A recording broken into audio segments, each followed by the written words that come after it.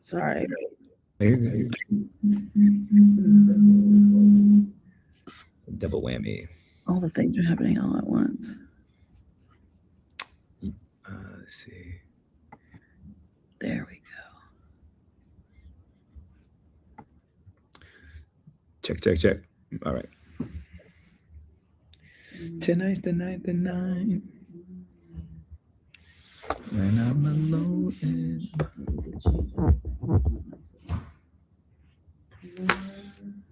What's up, everybody? Tonight's the night. Yo, what's up, Jorge? How are you, friend? What's up, friend? Well, what's up? The blood red suit. I know it's very, very red today. Very, very red today. And I actually thought about I almost put on my red hat, but I was like, that might be a little too much red. I was like, okay, cool. I was kind of feeling my red vibe right now. So I was like in the zone here. What's up, everybody? Happy Wednesday. I cannot believe it's Wednesday already. Like, just the week is flying by.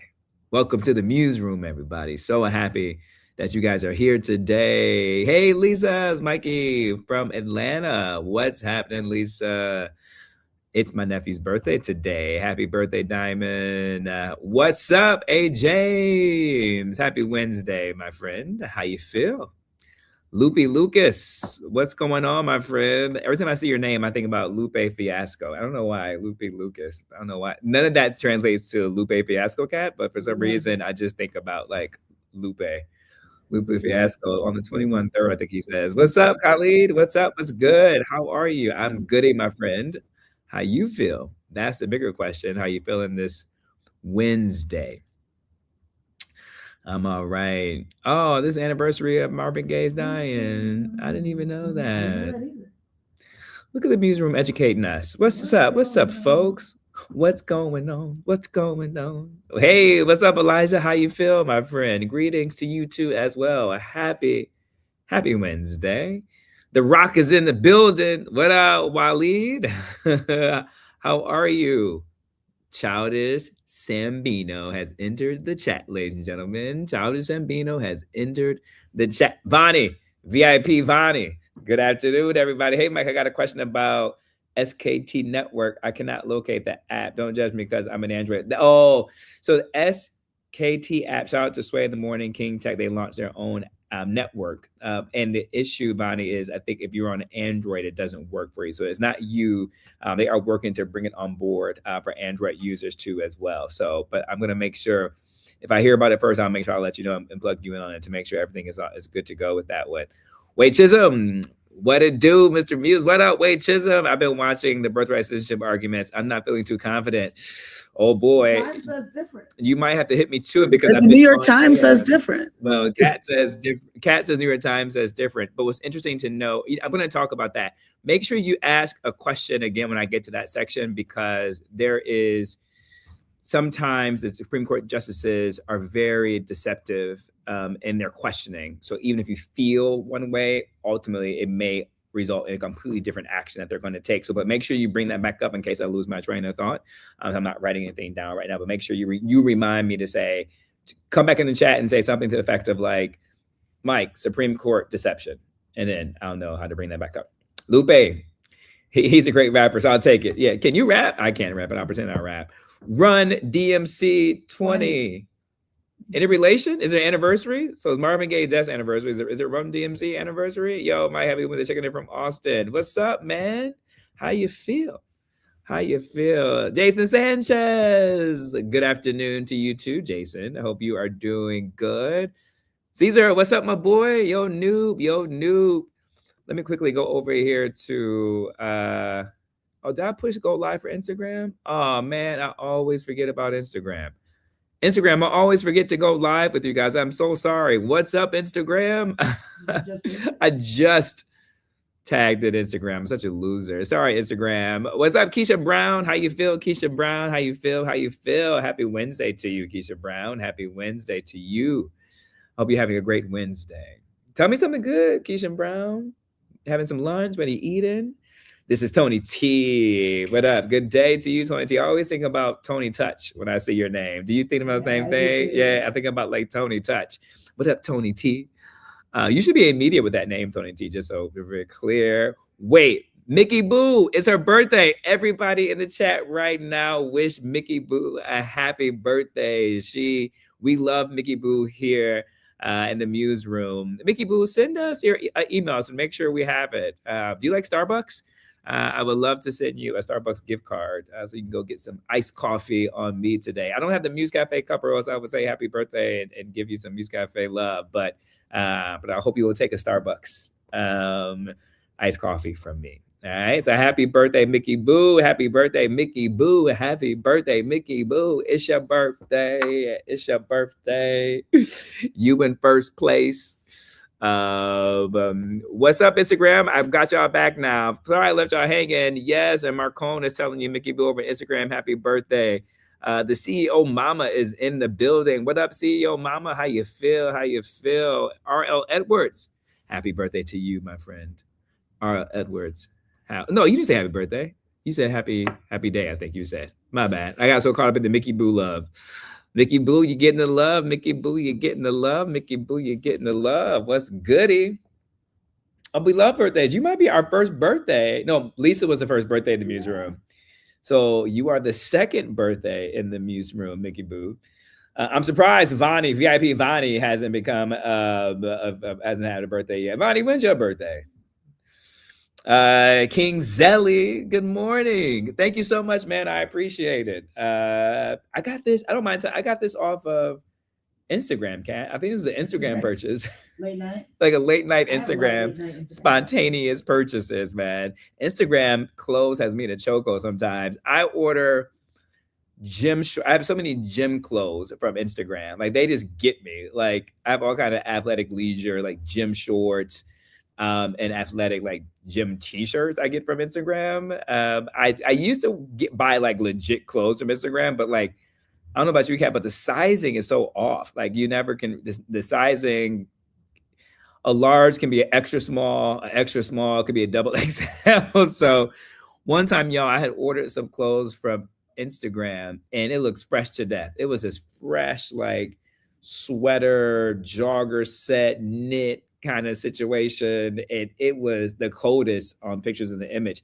Man, that thing came back to me. It was pretty much some handmade crochets in somebody's basement in China. Oh, it was atrocious. And so ever since then, I've been very mindful what I order. But do you guys order from Instagram? What do you guys order? What's your guilty pleasure that you guys order from Instagram? What's up, Severe? Let's get it.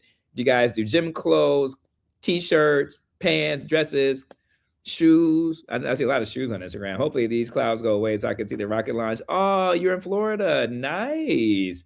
Very nice. Shout out to space. That's all I got for you. Shout out to space. The Greco Mile winning Wednesday in Baltimore. Valley Girls basketball, 3-time state champs from the Greco Mom. Let's go.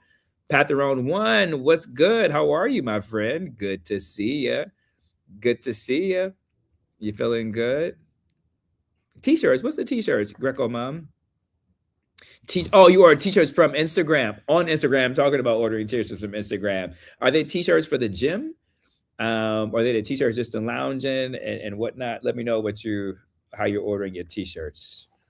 What's good with that? Hello, Final Four, baby. Let's go Arizona. Well, I can't go let's go Arizona because Michigan is going to beat Arizona come Saturday. We are dancing all the way till we cut off the nets. But I will say this, though. What's up, Tevin Green? Tevin Green is in the house. I will say that whoever wins that game on Saturday between Michigan and Arizona is going to be the team that cut down the nets. Michigan will be there. I don't think Illinois or UConn can beat Michigan or Arizona. That's just my hot take, and I'm sticking to it. And also that means I win my pool for the third year in a row. Three-peat, baby. Three-peat. How y'all brackets looking? Is anybody in position to go? Kat's bracket is busted because of Duke. She had Duke. Silly goose. Silly goose. Luby, I can't rap neither, so you're good with me. I am the worst.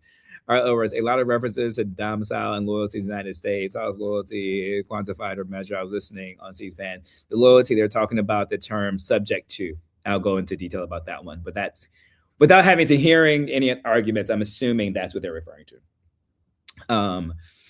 Studio Jones Design, what up? What's goody? How you feel? How you feel? How you feel? I'm just here saying hook up. Just everybody. If I wasn't a nice person, I'll make sure everybody just like trolls Candy up in here. But she's been trolling me all weekend with Texas versus Michigan, especially for women's basketball. So I will say this, shout out to Texas, but you came from my neck too in the fall too as well for football. You are a hookup. I love your passion. You have the same type of passion I have for Michigan. So congratulations to Texas again. Your troll has no limits, and I'm actually appreciate you more for that. Kimberly, what's good? Good day to you too as well. I hope the Humptons are treating you well today, my friend. I hope the Humptons are treating you well. Keisha Brown, and getting ready to celebrate my birthday next week, so just working today. What's good? Yo, make sure you pop back in on Wednesday. So I can send you some birthday Starbucks, some iced coffee for you to make sure you have a good time. Oh my God, I'm up here. Man, I'm getting distracted. It's time for me to get going. I love y'all so much. I could just like chill. One day we should just have like a chill where we just like drink wine or coffee and just chit chat about random things. I forgot I actually have a job to do. Okay, listen, y'all, lots to talk about, which is why I can't believe I was spent so much time. I just love the roll call. That's my favorite part of the show. I think you guys know that right by now. Today, I'm going to talk about the Supreme Court, obviously. It's going to be a very big legal day today. So buckle up, everyone. Get some notepads, get some pen, get some paper. I want to talk about, obviously, the Supreme Court case that is happening right now regarding birthright citizenship in the 14th Amendment, and going to bring in the history regarding that and why that case is important. I'm going to just hover around what happened yesterday in the courts with Colorado with the conversion therapy. But I want to lean more to what's happening right now as oral arguments are being heard right now. And that's going to be a really big case. It shouldn't be a big case, but it's turning out to be a really big case. Then Taylor Swift and Drewski has entered the chat. Taylor Swift is being sued for copyright infringement. And also to Drewski, the questions that have been out there is the skit that I'm sure we have all seen of him doing a parody of conservative women. We're going to talk about where does that fall in line with the Constitution. So really, this is a big Supreme Court day because these cases have not gone before the Supreme Court, Taylor Swift and Drewski, but the Supreme Court has settled cases, and there's been cases that's gone before the Supreme Court that has set precedent that involve both of these cases. So I think that is what's going to be interesting. So we're going to get into public figure, copyright infringement, all that kind of fun stuff. And also, too, we're going to get into sports because clearly it's a big one. I'll talk about the women's basketball, but I'm so excited for women's sports right now. I'm going to talk really big on women's sports and some of the data that's coming. And just to promote the Mike Muse Show this Saturday, you guys have got to tune in because we have a friend, Charlene, who is from Nielsen, and she did this incredible insights research paper, or not research paper, research study on Black Americans' media insights. And they were fascinating. I mean, my mind was blown. I was looking at some of the data. So I'm going to talk to you about that too as well. But Black people are carrying women's sports. Just want to put it out there, and the data reflects it. It's going to blow your mind when you hear some of these numbers and data, which I'm going to pull out and talk to you about. And then we're going to talk about the WNBA. They have their expansion draft coming on Friday. So we're basically talking about law and women's sports. What a perfect day for that, right? And some history too as well. So I'm super excited. So, and if there's time, which there won't be, but if there's time, I'll do a little bit about its Iran updates. So I'm trying to think about what do I want to go into first. You guys want to hear Taylor Swift and Drewski? You want me to do some birthright citizenship? Let's do birthright citizenship. I think that would be more interesting. Not more interesting, sorry. These are all interesting and fascinating topics, but I think doing birthright citizenship will allow me and tee me up to discuss all these other court cases and allow us to talk about precedent. Also, too, as you guys know, if you're new to the MuseRoom, welcome. We love having you. You guys have been wondering why we have just been talking randomly about random topics. So like the first 10 minutes, we love just to do like a round robin of like just chilling, talking, meeting, greeting, and then now we're going to topics. But the most important thing I want to say is please, please, please engage. Like leave your comments, ask your questions. There is no dumb question. There is no wrong question. And there is no grammatically incorrect way to ask a question. Type it. I am bad with typing. I misspell words all the time. So, and I don't use punctuation as best as I should. So feel free just to type away as you feel. Ask some comments. If you need more questions or need more clarifications, let me know. We're going to pull your comment up to the stage and we'll just read out loud and I answer unprompted as I'm reading it. I'm answering it as I'm reading for the first time, right? But let's just start with this case that has to do with executive order. A president that is challenging the executive order that President Trump did that seeks to deny citizenship to certain children born in the United States, specifically children of undocumented immigration for temporary residence. This has been a case that is going to become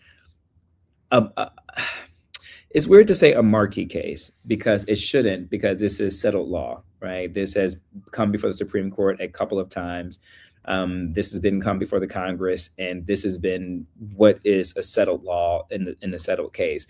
But also, too, it harkens back to Roe v. Wade, when Roe v. Wade was what everyone thought was settled law until it wasn't. So you never know how the Supreme Court is going to rule. You never know what it is. But the 14th Amendment is so enshrined in the Constitution as well as enshrined in our democracy. And it was righting a wrong as a result of that. This is one of those cases where you're also too looking at the executive authority and who has the authority to determine who is a citizen and who isn't a citizen. In order to do a constitutional amendment, that can't be done by executive order, right? This is why this case shouldn't be a landmark. This is why this case shouldn't have so much significance, but we just never know how Supreme Court is going to rule, and particularly with this majority that they have. But in order to amend the Constitution, not just with the birthright citizenship, you have to do it a couple different ways. There's not even a couple, there's two ways to do it, two tracks. The first track is do a constitutional convention, right, in order to make amendments. Or the second track is to go through Congress and through the state legislatures. And that's a two-step process. So Congress will have to approve it by 2/3 in order to approve this amendment. And then once Congress approves it, it then has to go before the state legislatures. And there has to be 3/4 of the state legislatures, so the state capitals across America, will have 3/4 of the states will have to agree to this amendment. That is how hard it is in order to do a constitutional amendment. And that is why that's important. And that's why the framers set such a high bar so that constitutional amendments cannot be amended. So that's kind of wanted to give you a little bit more tactical dynamics in terms of how amendments are done, not through executive order, but also to keeping in mind Roe v. Wade we thought was a law and it's not. But also historically, this has been set forth. This is really a part of President Trump's larger and broader immigration plans that comes to it. But the citizenship clause of the 14th Amendment to the United States, it states that all persons born in the United States and subject to its jurisdictions are citizens. To understand why this clause even exists, I have to take you back historically to the Dred Scott decision. So for those of you who hear oral arguments today or leading up to it or even tomorrow, Dred Scott is a case that you will hear. In that case, the Supreme Court ruled that Black Americans, even if they were born in the United States, could not be citizens. I repeat, the Dred Scott case was that even if Black Americans were born in the United States, they could not be citizens. This harkens back to Reconstruction and slavery, right? They did not see us as citizens and could not be Americans. After the Civil War, Congress moved to overturn that framework. First, it was through the Civil Rights Act of 1886. And then by embedding that principle into the Constitution through the 14th Amendment, right? The goal was specific and explicit. It was to guarantee that formerly enslaved Black Americans born in the United States would be recognized as full citizens with equal protections under the law. Right. I repeat, this was for formerly enslaved Black Americans, that they will be recognized as full citizens, including their descendants, with equal protection under the law. So the 14th Amendment is a civil rights law. And the 14th Amendment was originally to give Black Americans the protection and have the full rights of citizens. Can you imagine the idea that a conversation even needed to be had for enslaved people to be even considered Americans? I don't need to go into the historical discourse of that, but the idea that we built the country, created the technology, created the economic engine, which was the cotton gin, in order for America to become what it is, that they didn't even want to see us as Americans. I digress, but I had to have a little bit of a vent session with that one. So when you read the Citizenship Clause, it's a direct response to a prior Supreme Court ruling that denied citizenship based on race.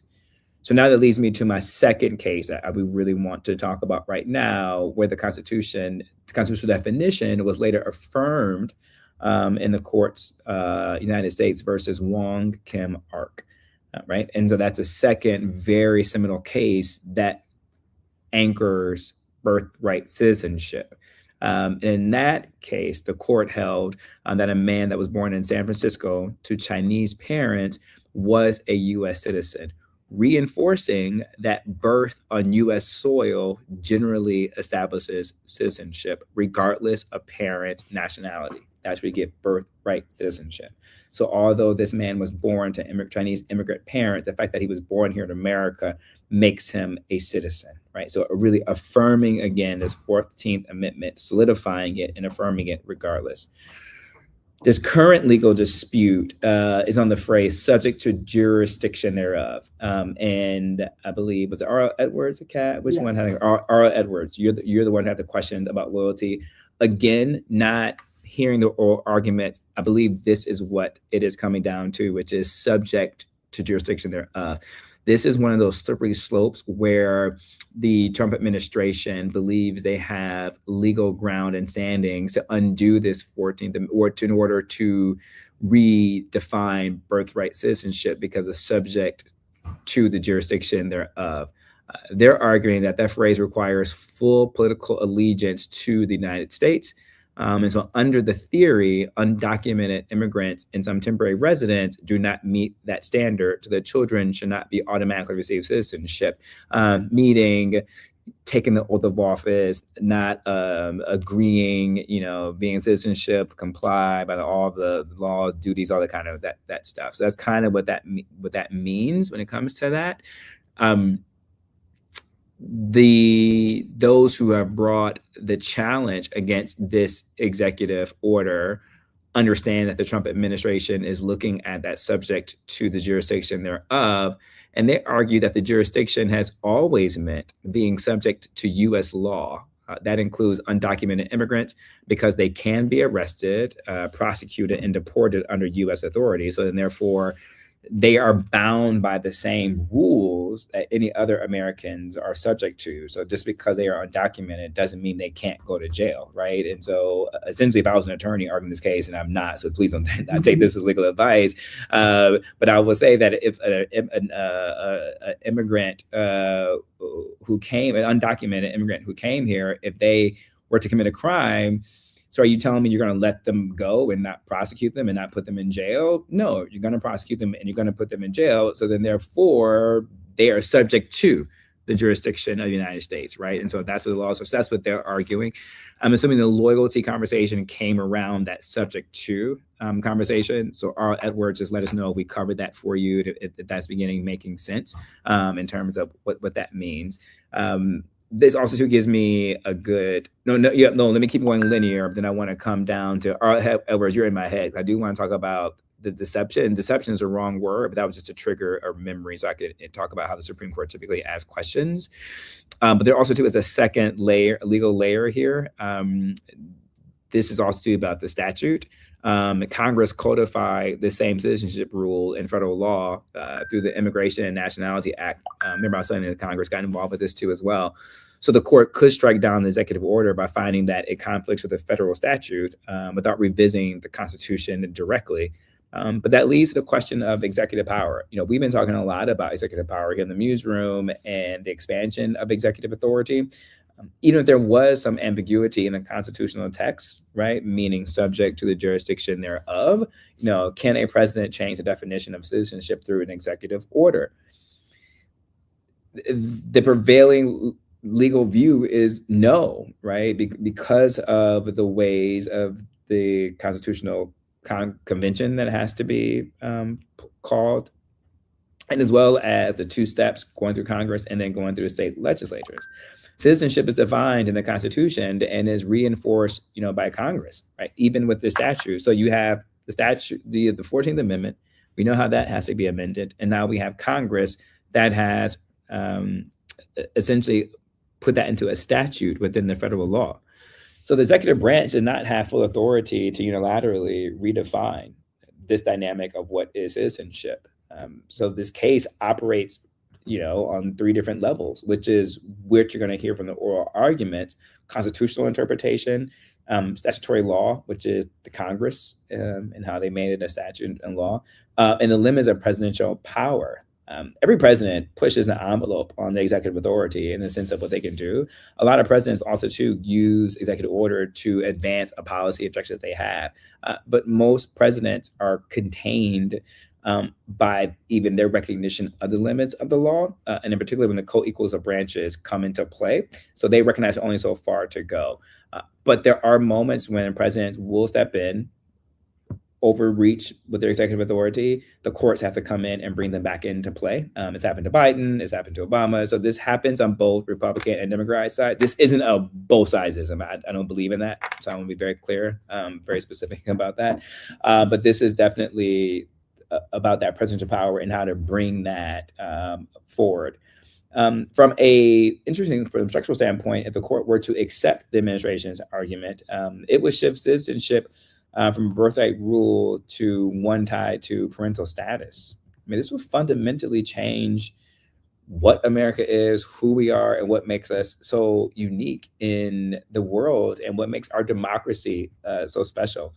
Now, that would require the government to assess immigration status at the time of birth, creating new administrative requirements and legal disputes over who qualifies. Can you imagine the nightmare scenario that would do in terms of logistics? How do you undo a system to put a new system in for an entire country?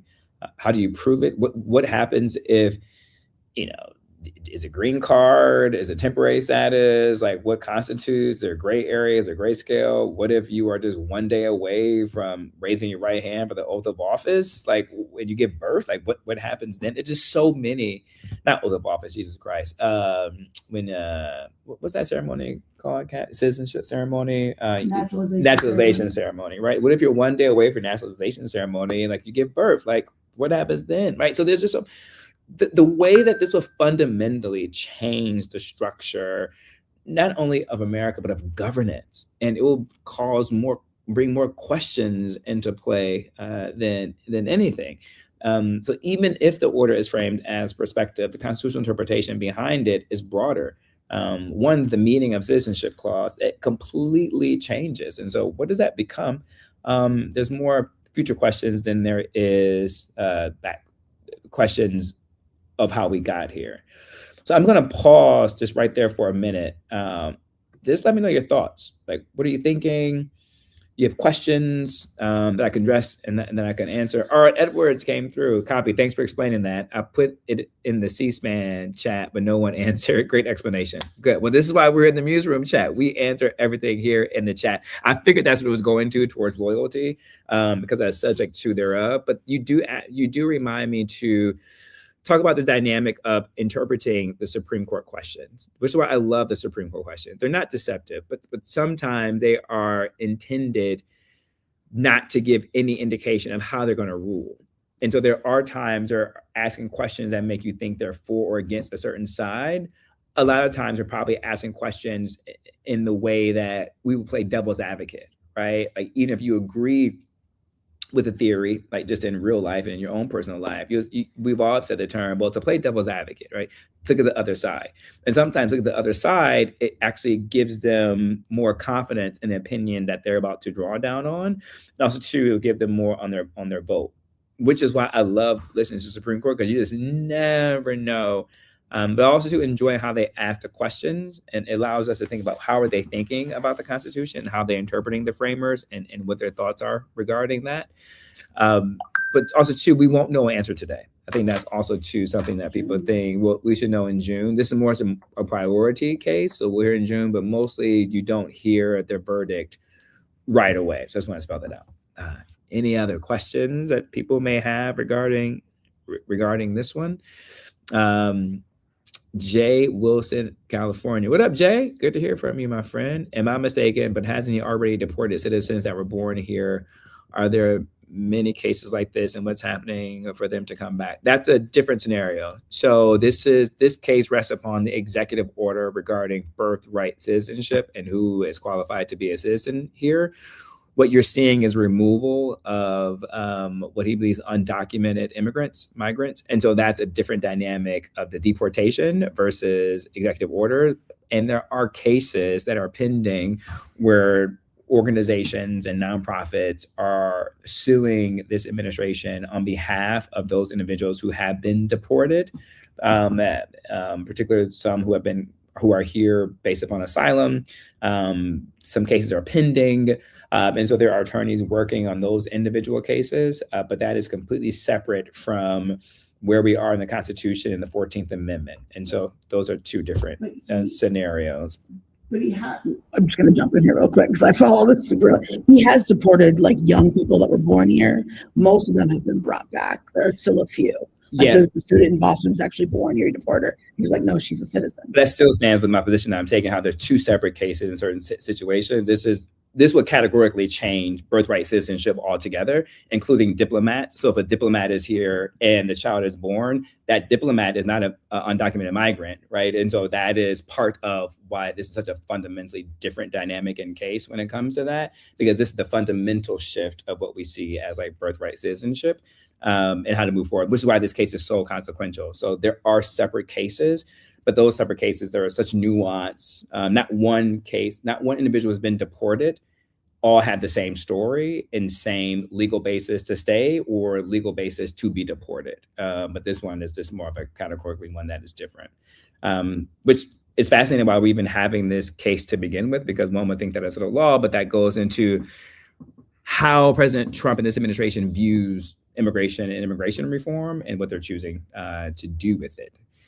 All right, what's next? We got any more? Good afternoon, fam. What's up, Bernard? I haven't heard from you in a minute. Let's see. Lupe Fiasco. Lupe Lucas. That's your name now, just very clear. Lupe Fiasco. Isn't there a song like Lupe Fiasco sitting on third or something? There's something. Somebody help me out that Lupe Fiasco song. All right. It's crazy to me that they're even considering undoing the 14th Amendment. Would this make all current African-American citizens undocumented immigrants? No, it is about going forward. And so Black Americans are not undocumented. We are citizens. So the 14th Amendment in the 1800s enshrined that descendants, so this includes descendants too. So descendants of enslaved Black Americans are and forever are citizens of the United States. The reason why I went Black Americans very specifically is because there is the Black diaspora, right? And so you do have Jamaicans who are coming over here, like that will begin into question future. But again, to play the hypothetical, and I do not want to get into the hypothetical because hypotheticals always get you in trouble, in which I was saying the nuance, if this was to go into play, what would that governance look like, right? And so then how would like a Jamaican parent who came over here and then had their kid over here, by legal definition, the kid is American, but does that change? So basically the question would be, if this was to go into it, do they predate it or do they set a future date if the court was to rule, right? So that's why it gets tricky. But Black Americans are citizens. But then it gets tricky about how do we find Black Americans, right? It gets a little bit of the nuance when it comes to that, but I digress. That's for a whole nother MuseRoom, depending upon how this case goes. But as of now, Black Americans will forever be citizens of the United States. Will that have a drastic impact on the economy over time? So yes, I mean, the economy's already been impacted now by the deportation and or the threat of deportation for undocumented migrants that are here, right? In particular, in our agricultural sectors. And so the agricultural sector has been impacted by the deportations of undocumented workers and also too by the threat of removing them. Individuals have gone deeper into the shadows and are not coming to work our agricultural fields. Are not coming to work in restaurants, in particular in areas that ICE is very active in, and where they are sending large ICE officers to come. And so that is also disrupting it. You're seeing disrupts in the construction field as well, where a lot of undocumented workers get. You think about the Home Depot parking lot. I know there's some protests that people try to have against Home Depot in terms of what are they going to do to stop before that. I saw something so unfortunate. I don't have all the details. I'll be very clear as I talk about this. I don't know if you saw it, Kat, but there was something going around on Instagram where these undocumented workers were working on a house. They're working on a roof. And allegedly, the owner of the house called ICE to remove those migrant workers. Now, I don't know for a fact, I'm not factual on this, so I can't say that it is true that the owner called, but what I will say is that ICE did show up. ICE did remove, and these migrant workers were on the rooftop. And so even again, that goes back to the threat of deportation. And so if you know the threat of deportation is out there, do you even want to take those construction jobs? Do you want to take these freelance jobs too as well? And she allegedly did it so she wouldn't have to pay them. Yeah, that's the other part. That's the rub of it. Yeah. But it goes back to that's enough to cause a threat, right? For get people not to want to work on these construction, which is causing, right? And we forget just how much the migrant community, undocumented community, keeps America going, whether we like it or not, whether you think it's fair or not. That's not the point. The point is the economy is based on that, right? I think historical facts have proven that America's economy is built on free labor, pause, or cheap labor, pause. But so yeah, exactly. I can do a little dramatic storytelling too. Any other? These are all great questions. You guys are asking some really great questions. I love this. This is one of my favorite topics. You guys getting it? You understanding? We're vibing. We're on the same page. Let's see here. Our Instagram friend says the homeowner has been officially charged. Oh. The homeowner has been charged, so it no longer is allegedly. I could say it's a fact that she is. Instagram, you guys have any more questions? I always forget about to come Instagram, but Kat is on the case. Kat's on the case. Kat is on the case. All right, so we're good with that, and not any other questions. Chris Parnell, I love you too. Appreciate you so much. Thank you. All right, let's get into Drewski and Taylor Swift. Just by show of hands, just say yes or no. Have all of you seen the Drewski skit? Why or in? Just why or in? If not, that way I'll know how much to give backstory to. So have you seen the Drewski skit? Why or in? And this Drewski skit specifically is about the parody on conservative women. Because the Supreme Court is in here. There's some copyright. There's some IP that's going on in this case too as well. So today is all about like the Supreme Court. Vonnie Lace have said yes. Shouda said yes. Lupe Fiasco, no. I thought you was Teddy, no. What? Lisa, yes. Sterling, no. Sterling, okay. Yeah. No. Jorge, okay. And no. What's Instagram saying, Kat? Only clips. All right. All right. So I'll talk a little bit about that then too. Yes, it's Instagram. Okay. So you guys on it. All right. Let's see where my Swifties are. Swifties. Are you familiar? And to be fair, the Swiftie thing just dropped yesterday. So you may or may not be familiar. I'm going to start with Taylor. But are you guys familiar with what's happening with Taylor right now? That she is being sued for copyright? Yes or no? And if you're a Swiftie fan, put a double yes, put a double Y. I love Taylor. I think she's great. I'm not a Swiftie, but I think Taylor is great. Kat is a Swiftie. Do you know about Cat? Yeah, Caesar. Yes. All right. No, Lisa. Yes. Yes, studio. All right. No. Yes. Studio design. No. Teddy. No. Teddy, you don't know about any. Teddy, what's going on with you? You only know about Miami basketball and football. Teddy, get off of sports. Get into the world. Yeah. All right. So. Okay. So since Taylor needs some time, I'm going to start with Taylor. And I think Taylor is actually a really fascinating case. And I actually love the Taylor Swift case because fun fact about me is I love IP law and I love copyright law.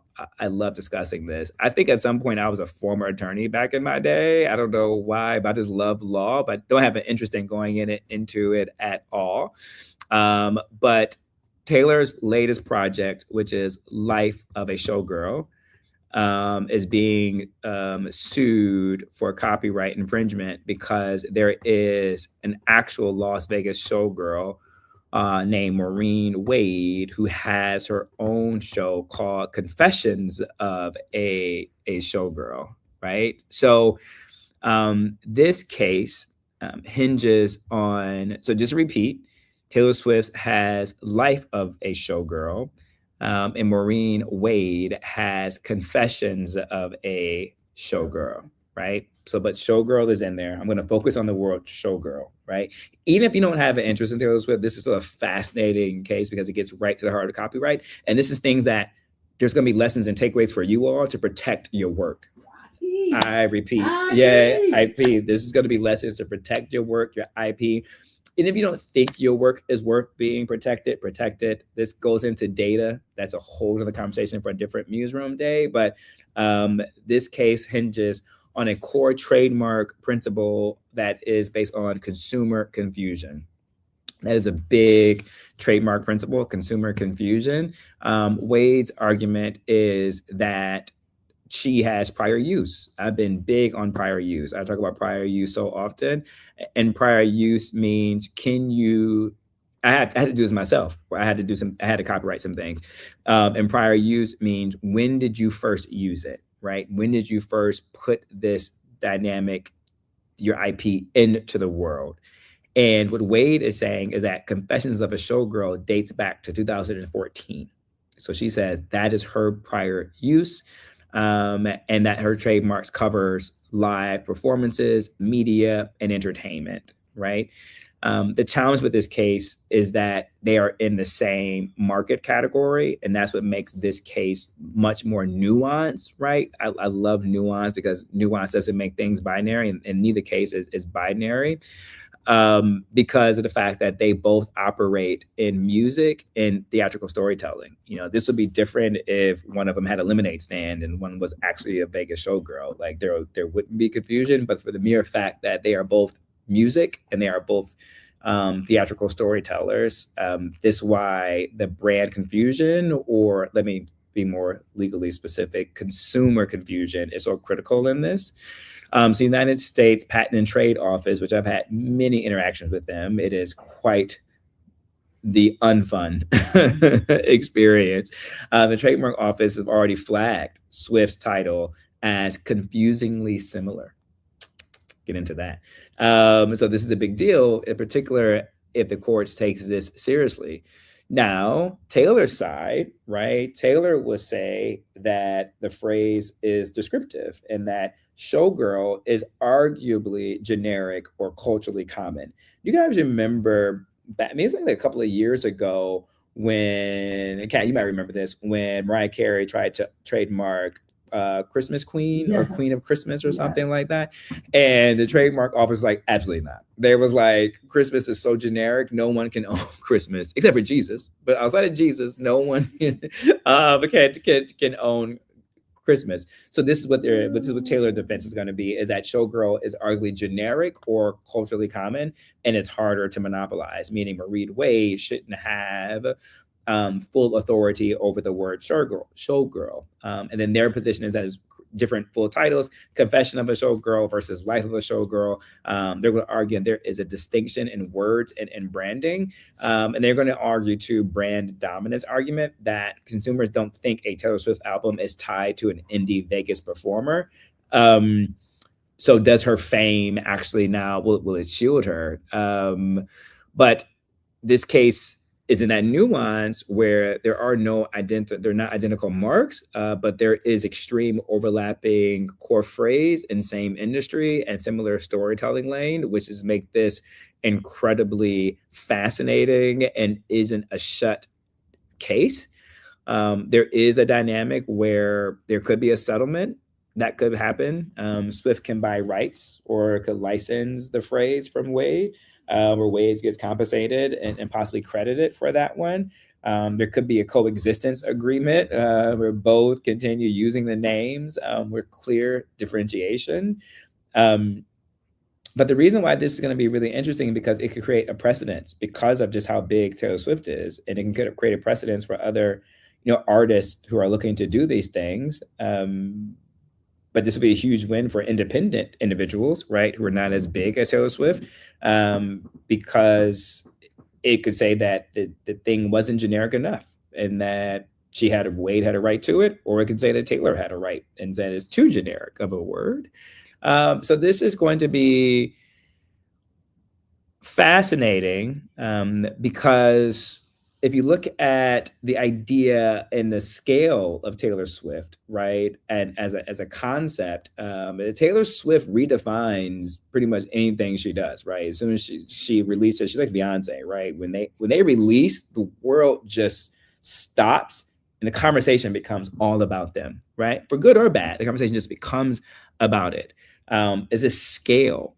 And so what Wade is claiming is that that she built this narrative first. Now it looks like she copied Taylor, right? And so this is why she's fighting for it, because people are coming at her like, oh, you took this from Taylor. And Wade is like, hold up. She was like, I've been at this since 2014. You and your Swifties aren't going to drag me on my social when I've been having this since 2014. And also, too, is the way that Taylor is able to merchandise. Think about All Life of a Showgirl, her concerts. Taylor makes so much money from merchandising at her concerts, and that's a big sell for all artists. Artists are really big on pushing their limited drops or capsule collections on particular tour dates, particular cities, get certain merch. That's how artists make a lot of their money, is on the merch side, right? And so, and including with Swift she has over 170 trademarks just in her portfolio alone. And so what Wade sees as personal storytelling, Swift is like, this is a scalable asset. And so this is why this case matters and why this case is important. But this is why, ladies and gentlemen, it is important for you all to be able to look at your copyright and your own trademarking to determine whether or not you want to move forward with this. So even if you look at something as a silly catchphrase, if you start your own company, you start your own business, you want to make sure you trademark everything as quickly as possible. Because if not, you might end up giving away your IP that could be of value. But I think the most single thing that I'm interested about Wade's argument, how the courts are going to rule, is does a larger brand overwhelm a smaller one, making it look like the smaller one is the copy, right? Like that's going to be the heart of this case. Taylor's strongest argument is that the word showgirl is just so generic that no one can own showgirl, like no one can own Christmas. So are the consumers being misled? That's also going to be the three questions. So the bigger question is, does someone own the right to it?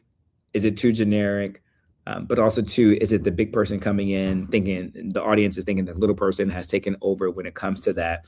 And are the consumers misled? Does it create that consumer confusion, right? Fascinating. I bet you never thought Taylor Swift would have anything to do with copyright and IP law, but it's such an important thing, right? And so, again, I want to make sure that you guys all, the takeaway for this one is protect your IP and to make sure that you guys are protected when it comes to that. All right. Can I jump in real quick? Oh, sure. I went to a copywriting seminar, and I would also say the important thing I learned is that you have to protect every generation. So if you write a script and then you make changes, you have to then copyright that new version. Yep. You have to keep copywriting. So don't let anyone tell you that if you email to someone that's like, that used to be considered copyright, but most lawyers only take you if you have a really good copyright. Yeah.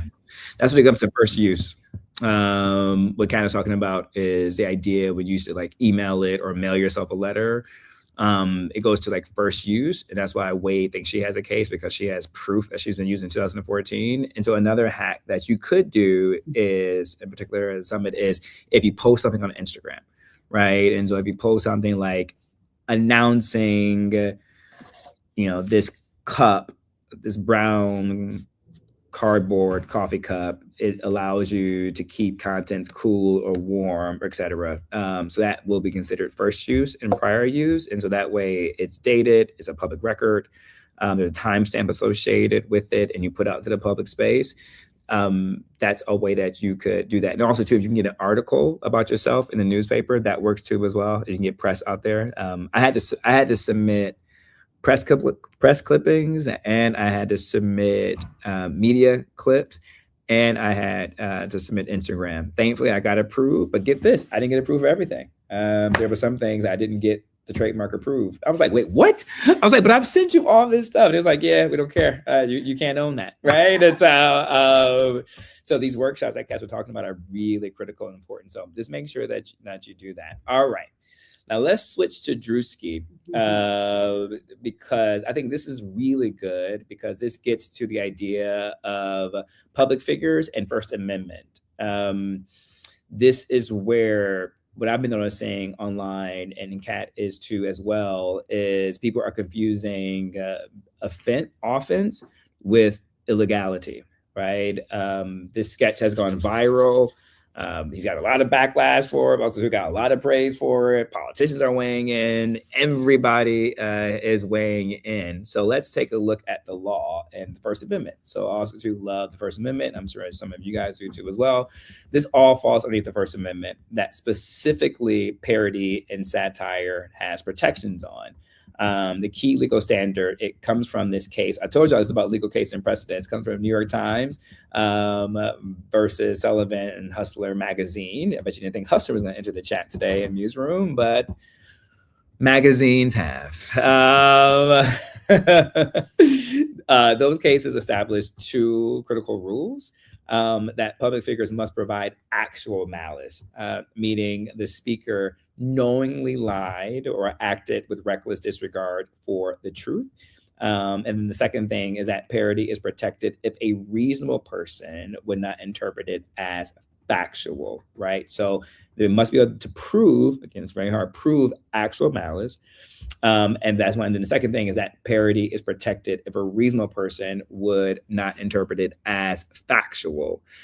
So this is why public figures have less protection, right? This is why you're able to see movies made about presidents without having the president sign off on it. I think that's just an easy example to use. The court's reasoning is rooted in democracy. The courts can be a little bit shady. The courts would tell you that public figures chose to enter the public space. So it's on you, kids. They will also say public figures influence public opinion, policy, and culture. Therefore, they are subject to greater scrutiny, criticism, and even ridicule. The court literally says that debate on public issues must be uninhibited, robust, and wide open. That includes sharp criticism, that includes satire, even speech that is offensive or uncomfortable. So if you look at it, applying it to the Drewski case, the sketch is exaggerated, right? It's theatrical. It is clearly not presenting any factual claims.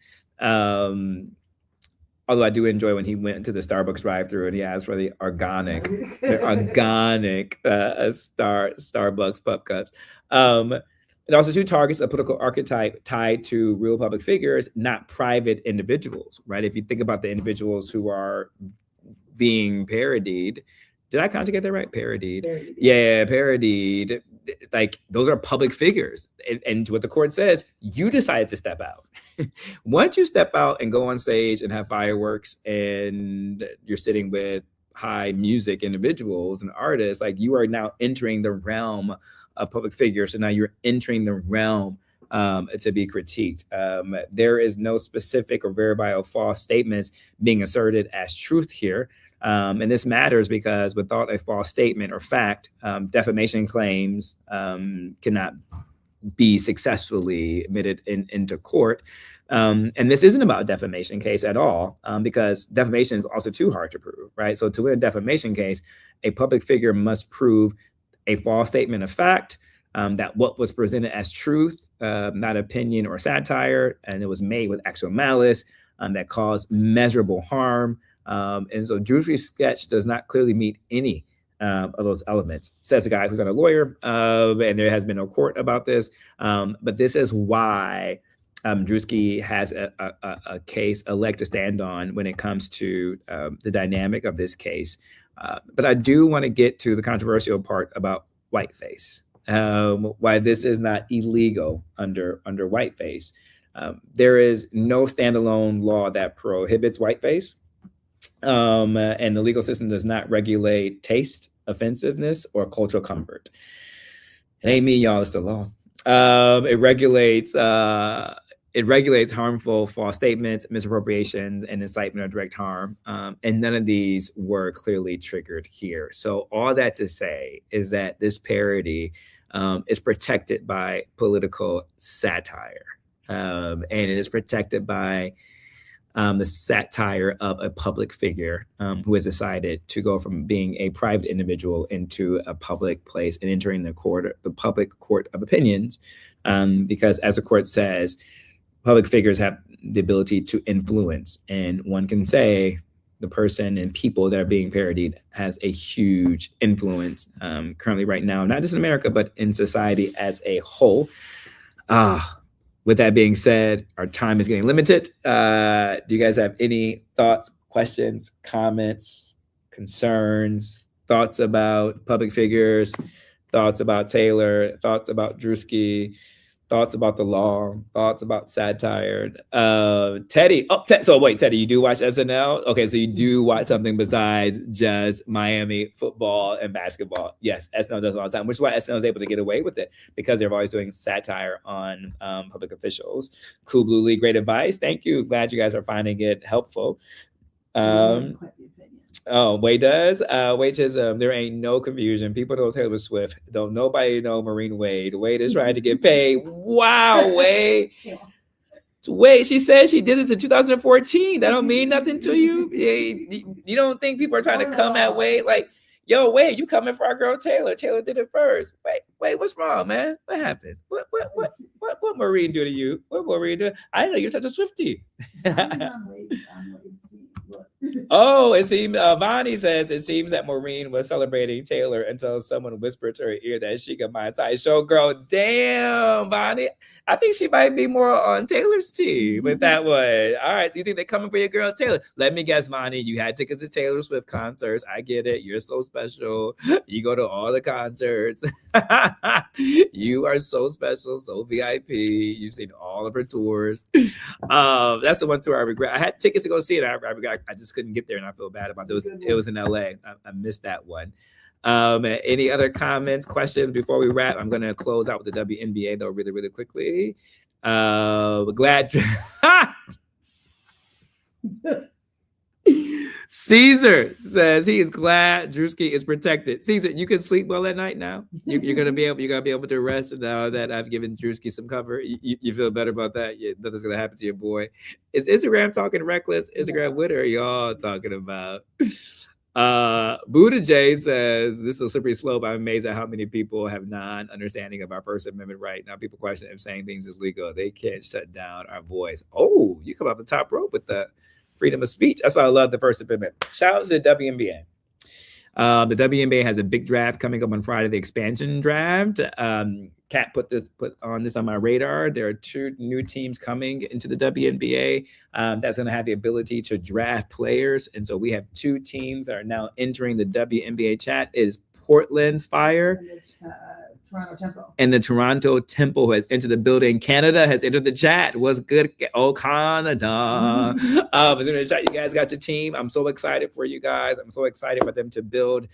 Women's sports is on a rise. I repeat, women's sports is on a rise. If I can do just a quick PSA, whenever you are at a sports bar this weekend, next weekend, during the week, ask the bartender, ask the manager if they can flip to a women's sport that might be playing, whether it's softball, college softball, women's softball, the Final Four, whatever women's sports, gymnastics, whatever sports women's is playing. The more that we can request bars play women's sports on their TV, that helps with the growth of the sport. That helps that these players can be monetized with it. And it helps with the expansion in so many different areas. Shout out to all the women who are owning sports bars right now. It's blowing up. There's this one sports bar, like Sports Bra, I think, that focus solely on only playing women's sports on their TVs. There's a great bar in here named Blondie's that's cat stomping ground that is women owned.